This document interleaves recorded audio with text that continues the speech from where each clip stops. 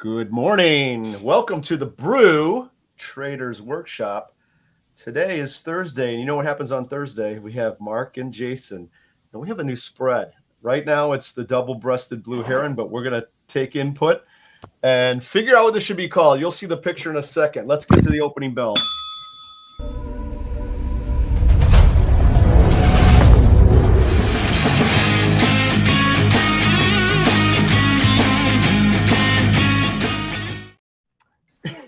What's up, gents? How are we? Good morning.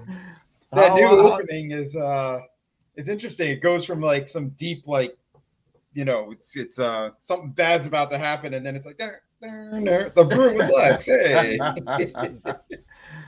look at I see this. Mark too. I like the upbeat music. I know, me right? too. We've already Mark been like we've already been hit on probably copyrights and everything. We got to figure all that out, but I shouldn't be saying that, of course. How are you guys? Good to see you. Good. I see Mark is traded in the wine cellar for a cube farm. Look at that. Yes, not necessarily a good trade, but a temporary one. It's a temporary one. I got it. And Mark, you and I are going to be live together in the near future, right? Sometime in August. Yeah, in a couple weeks, 3 weeks, I think. I love it. I love it. That's going to be some good wine for that show. Oh yeah, we might have to move that to after the bell. I like it. Awesome. All right, good. So Mark, back in the States, it looks like. So we're out of France now for a while. Is that right? That's right. For a while, got kicked out and sent home. So I'm stuck trading from here. That's all right. All good. All right, let's get into it. So Jason, you have this new take on an Iron Condor. And we don't have a name for it yet. We're thinking bird names. Let me show the picture. Can we go to the screen share on this one? Yeah, go ahead. Let's take a look real quick. Here it comes in a second. Do we want to talk a little bit about like setup? Because I think where this came from is like kind of an interesting background. Yeah. Let me just show the double-breasted part of the bird. I don't get it. What do you mean double-breasted? Oh, wait, I get it. Okay. Now I see it. I see it. I swear I see it. Okay. All right. So there's the picture. We're going to break it down in depth. Now, go ahead, Mark. You wanted to talk about, the setup and all that kind of good stuff. So have at it, guys. Yeah, I'm actually going to pass the baton to Jason because I think he's the one that kind of cooked up the setup on this trade. I actually like this a lot, by the way. I mean, Jason, I'm giving you huge credit here. I like the whole setup a lot, but go ahead. All right. In my Discord room and kind of, with Volland, we look at dealer positioning, and there are, primarily it's kind of four, we call them paradigms, which is how dealers are positioned based on how the customers are positioning themselves. One of those paradigms is that the customers are buying out of the money puts and buying out of the money calls. We call it the Bank of America, the B of A paradigm, because in their paper, they suggested that that's how customers are positioned most of the time. And honestly, they're right. They're positioned, buying near term or near the money puts and calls. So when that happens, we notice. Can I ask a question real quick, Jason? Yes. Sorry, I want to make sure I understand it. So the B of A paradigm is that customers are buying near at the money calls and puts. So they're strangling. Right. They're buying strangles with small amounts of time left to expiration. Is that accurate? Yes, that's correct. On net, obviously not everybody is, but on net. Yep. And a lot of times too, we find that it's very symmetrical. Like there's never, or very rarely, is it very staggered? Like customers are buying a ton of, say, what are we at now? Like 45, 80 or something like that. 45, 80 calls and then selling 45, 70 calls or something like that. There's very, it's very smooth. So it lends to, if we know how dealers are positioned and we know that implied volatility on zero DTE options are going to zero, obviously, because once they expire, there's no more volatility in the option. You can kind of gauge, what dealers have to do, buying or selling. Now, that doesn't necessarily, I kind of have to caveat that with there are more people trading than dealers, but at least you kind of know what dealers are going to have to do. Mm-hmm. Mm-hmm. So in that paradigm, there are kind of like two levels, one above and below the market, that dealers do not want to see breached. But in between, it kind of whipsaws very heavily. Mm-hmm. If those are breached, then dealers have to switch their behavior, either from buying to selling or selling to buying. Selling to buying on the upside, buying to selling on the downside. And when they switch, because their deltas are trending toward 100 or negative 100 versus 0, they, you could see the market run. You could see like at 2 o'clock, sometimes you even see like a 10-point move in 5 minutes or 15-point move in 5 minutes. But if it doesn't breach, then it kind of trends toward the middle of that range. So while trying to trade plan for something like that, we came up with the whatever we're about to name it. I called it the Wonder Woman because it looks like that Wonder Woman W.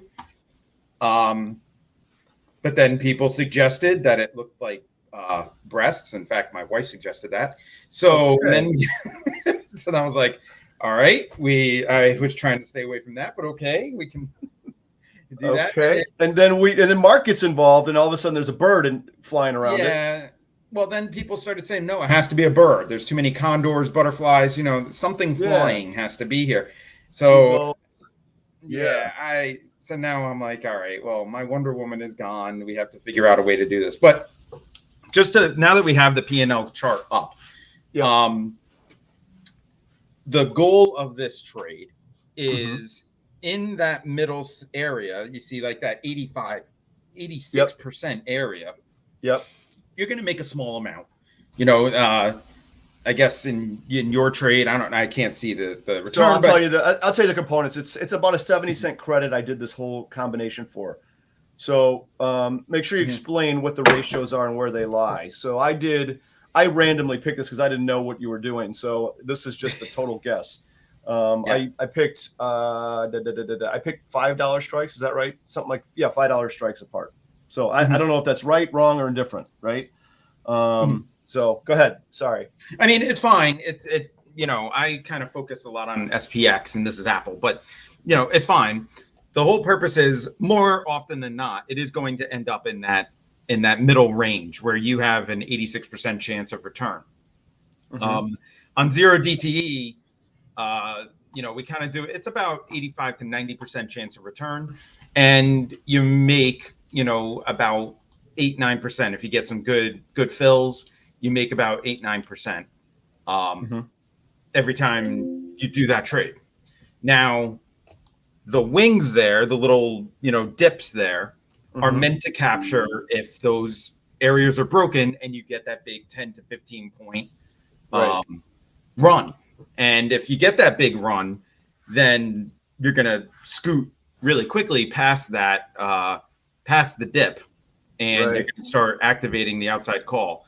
The actual construction of this is basically an Iron Condor, but you double the long strike option quantities. So if you can see, my screen here, here's my position, right? So I've got the 25 shorts on each side, call and put side, right? And I've got 50, so 2x1 here on the put spread, 2x1 here on the call spread, and thus the shape when it picks up. So I kind of like it. I think here, I guess my scary point is do you have to react quickly?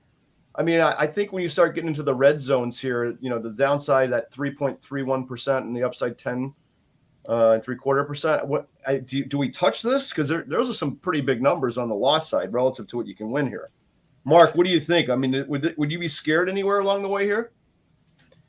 Definitely. I think it feels like, there's more of a trap on the upside, because on the upside, like if we start going down and we breach the downward strike, you're also going to get the benefit of vol going up too, right? So as you move towards that down strike in a down move, I think you're going to have a lot more options to sort of roll out of it, even if it's going against you, and salvage the trade. On the upside, if we really see it, I got to imagine Vol's going to crush and you're going to have fewer sort of like trade out plans to the upside. Yeah, makes sense. All right. That So makes actually, sense. to scare you further, Mark, vol always goes to 0 on 0 DTE. It doesn't matter. Like you're going to get a vol crush on either side. This is a pure delta trade. So you kind of have to, you're assuming that vol is coming down because that's, what you got to do. Yes, now, for sure. In the 0 DTE, you're just playing deltas. But Lex, you put this on for like a week or so, right? No, I did it. I put it on for what's today? Today's Thursday. I think I did this Monday or Tuesday. Probably Monday. Okay. Yeah. But still, not a lot of vol either way. Yeah, and I'm not sure I should have done it on Monday. Maybe we should be doing this today or something like that. I'm not sure yet. Yeah, you kind of do it tomorrow. And the other thing is the edge that you're capturing is one that Volin produces, which is what levels are dealers going to have to reverse and accelerate the market in the direction it has been going in. When you see those big spikes after, you see like a 25-point advance, and then next thing you know, you blink and it's 35, in 5 minutes. Right. That is what you're trying to hedge against, is dealers having to transition their behavior. Now, from a return to risk, you see the little sagging there in the P&L, probably because you put this on Monday. Yeah. But which I wouldn't have put it on so narrow on Monday, but it is what it is. So you would have spread out the short wings, right? Yeah, I would have done something different. It felt like there's no premium. And I did one where it was like, I set one up and it was like a nickel or a dime of a credit, and I'm like, I need more than that. So I got it to 70 cents, and I'm like, okay, perfect. Yeah, I mean, paying up for those wings costs a lot of your Condor premium, basically. Yes, buying extra wings costs a lot of your credit. Yeah. Which also means that you have trouble doing this. I'm thinking about this as why don't I do this on a 30-day sort of time frame and just let it ride, right? If I get the credit, wonderful. The likelihood is it's going to go way beyond, one way or the other. I guess I get unlucky at the dips, at the breasts. I get unlucky there, and I just leave it. But I don't think I can get a credit out of that. I have to really spread out my ratio, right? You're just outright calling them breasts now, aren't you? You're dipping breasts. I can do that. I like Power Broker's what do you call it? Stealth Bomber, except it's not a bird, but however it does fly. I like that a lot because it does look like a stealth. It really does. I thought that as well. Interesting. Yeah. Anyhow, but anyway, you can't do this. You need cheap long wings, and they're only cheap when there's a week to go or so, right? Well, or 0 DTE, because those wings, 5 in SPX 10 points out. This is Apple 5 points, which is like a 10% of what SPX is, 5% of what SPX is, and in 0 DTE those wings are extremely cheap for they're cheap greets. When you put it on though, you see that smile go way up. The fear is, and you put it on, the trade plan is put it on around 11:30 to noon time, and 2 o'clock, give or take 1:30 to 2:30, that time frame is typically the time in which dealers kind of act, where we see the movement that we expect in Volin. So if, they act and it has to go up even further, you begin to realize the big, the hedge side of your move here. Got it. So I just threw one on real quickly in August, which is 15 days away, and I'm able to get a 16-cent credit for what you see up here. Okay. Is that any good? I don't know. Jason, you tell me. How much did you say? 16? 16-cent credit. So here's how this one looks. You got like a $20 wide spread there. Yeah. So now look at the dynamics here. At least I get time. I got to be honest. I'm almost thinking that even though I have 73.8% chance of staying in this range and getting my 16 cents, which isn't a lot, now all of a sudden I have a chance to really hit a home run. I don't know. This one doesn't seem that bad. You got to see a decent amount of movement in 2 weeks, though. You got to see a 15% move in 2 weeks. Right. So my max loss on this one's 480 bucks. Versus, I can make 16 cents or infinity on the wings, right? Depending. You know what I'm actually thinking, and this is me, Hmm. the overlay lover. But what if you took away one of the upside calls and overlaid that whole thing on stock? Wait, say that again. So what do I have to do?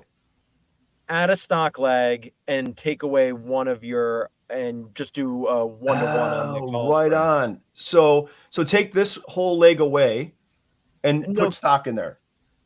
keep it as a short call spread, not a 1x2.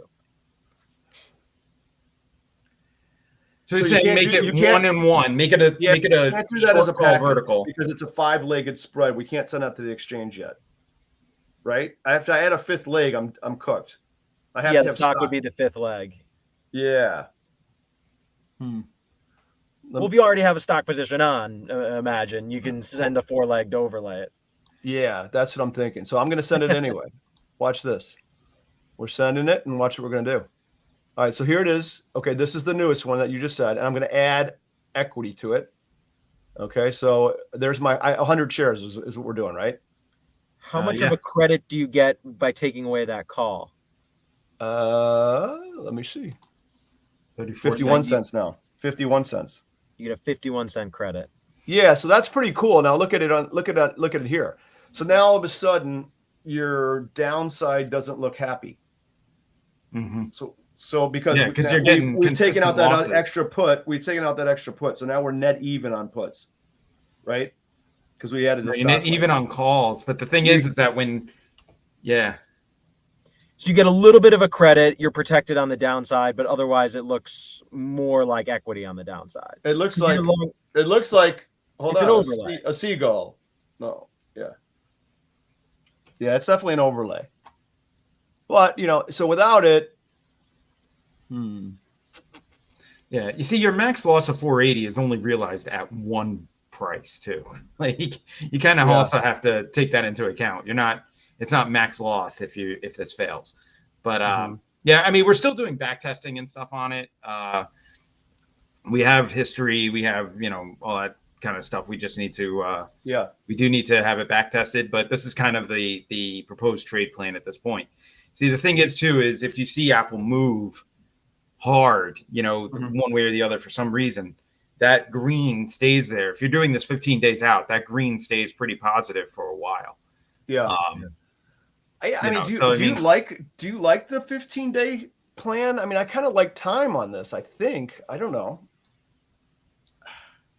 Well, the whole purpose of this is to take advantage of Volland edge. So, I mean, it's the edge that Volland is giving you. But I mean, it's on a 0 DTE strategy, sure. But I think there could be. I agree with Lex. There could be interesting 2-week trades on this too, right? It's a different trade. I agree. For sure, but yeah. Yeah, I want to mess around with it because I like your idea with the stock. I want to see if I can come up with something. I'm always going to try to get a credit in case nothing happens, which is probably what we're hoping for the most part. Because here's what I fear is if I have this trade on. This is the 15-day one, right? August sometime. I know how I'm going to behave when it starts going down here. And it's not going to go down there and, it's going to drift down there or drift to the upside. All of a sudden, I'm going to be stuck at my long and I'm going to be like, okay, great. I'm going to get hammered here. And I'm going to start messing with it. So that's what I'm trying to avoid here. And this one's not that probably bad the idea then is to shift the whole structure so that it's centered a little bit above the money. Yeah, Since if you're going to take the stairs up and the elevator down, at least then you can right. I like it. I mean, I think it's a good I like this trade. I really do. I actually think I like it better with some time. I feel I think I like that. I don't know, Mark, how do you feel about time? Do you like time or not time? I can't. Personally, I would say for my trading strategy, I'm more inclined to put some time on this and overlay, like I said. I think that would be a way I'd play with the 1x2 with short call spread. But I also think skewing it, I like that on a medium term, right? Giving this a little bit of a directional skew, up or down. Sure. what I was going to ask Jason is like, in terms of the zero DTE setup, do you see like there's obviously identifying which paradigm you're in, but does the magnitude of the paradigm have any like, the magnitude of the charm that they're working off? Like how much does that change outcome or Absolutely. solidify Yeah. your certainty in that paradigm? Well, what you're doing is you're selling the short strike based on where charm is neutral. So where the area where the dealers have to switch their behavior. Mhm. But like, could you say And that sometimes their it's wide, sometimes it's narrow. It's very, it's not like, an automatic 10, 15 points. It's, sometimes it's 30, 35 points. And if you're not getting enough premium, you don't bother.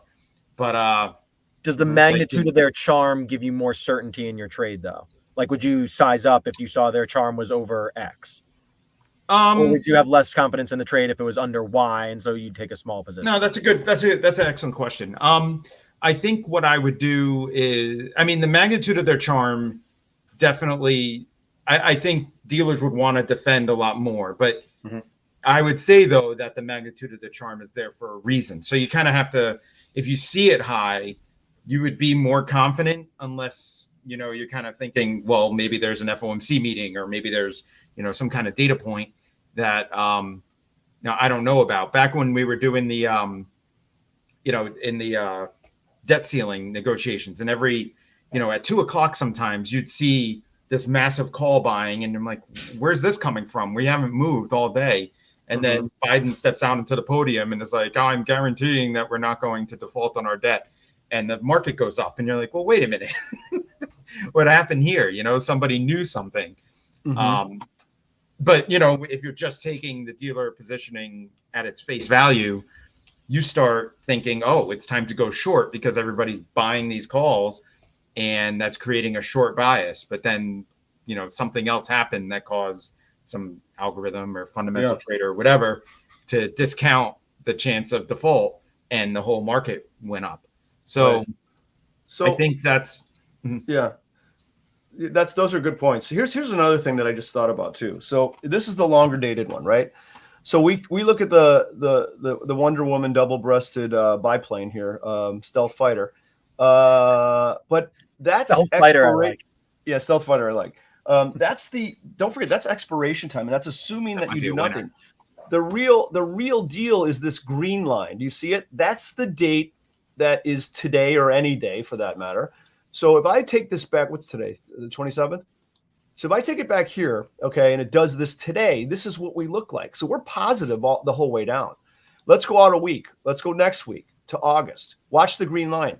Green line hasn't breached zero, right, during this time because, again, there's time left, and those longs have value. There's still time left in them. They have value. They start dipping right about the next week. So when you go to the Wednesday of the following week, all of a sudden we start getting dippiness underneath there. So and that's only like 2 or 3 days later. Yeah. So I'm thinking I even like this more now because I'm going to be able, I'm going to have some positive P&L on a move down there, even though, that's not optimal at expiration time. I'm going to get a chance to get out of this. So you're saying like the first week of a 2-week trade, you sort of have free gap risk. I have a little bit of gap risk. Yeah. I mean, free. Like free gap, positives. Yeah. Absolutely. Yeah. Yeah. I mean, look, this is a week, next week, Friday. And then if I go to, Monday of that week, it's still not horrible, right? What is this? That's not a horrible number there. It's only it's not even $100. So I have a chance to wiggle out of this. As time, during the whole scope of the trade. Just a thought. And you see in the middle there, you're almost realizing full value. Yeah, exactly. I kind of, I'm digging time now all of a sudden. So here's my probably a good idea. I'm actually thinking about the how to incorporate this into a longer term trade too. Now that you got me thinking. I feel like stealth fighter. I mean, it's It's a Wonder Woman double-breasted stealth fighter, if you ask me. What does a double-breasted stealth fighter look like? I don't know. What is it? Like that. I mean, it looks like that. All right, let me hold on a second. Let me Jason, this is for you from your Okay. buddy Power Broker. Oh, my Read buddy it. Power Broker. Read it and weep. What is he asking? Oh, what do we think will happen to Bank of Japan tomorrow? They've been Yep. hinting at changing their yield curve control, but I don't think it'll happen tomorrow. I think they're going to try to be more measured in the future. Okay. And I think they'll probably maybe do something at a later meeting. But I don't know. Things are, I mean, they can't depreciate the yen that much more over there, right? They're not an exporting country. They're an importing country. They need That's right. their currency to be more valuable, not less valuable. So Yep. I mean, Japanese economy is in trouble. Like, Oh boy, here we go. All right, one more question. We got to go. So, what do you think here? if the trade you set 15 days out starts moving against you, would you roll the whole trade into the future? I think So- yes. Like I think Yeah. I would. Sorry. You go. would, Mark? I'm sorry, Mark. I didn't Yeah. hear you. Say it again. No, sorry. I was just saying that yes, I think that's a good play, right? That if you like set it, try to get your gap risk for the first week or two, or sorry, first part of the trade, and then roll it. Like if that's still the thesis that you have, that you want to like maintain that like wing exposure, then yeah, I think this is definitely an active roll situation. Okay. Mhm. Yeah, I like that. I got to get this. I'm gonna try to get this 15-dayer on at a reasonable price and start playing with it. See what happens. Mhm. I do want to raise one counterpoint before we close, though. So Please. we're looking at this in Apple, right?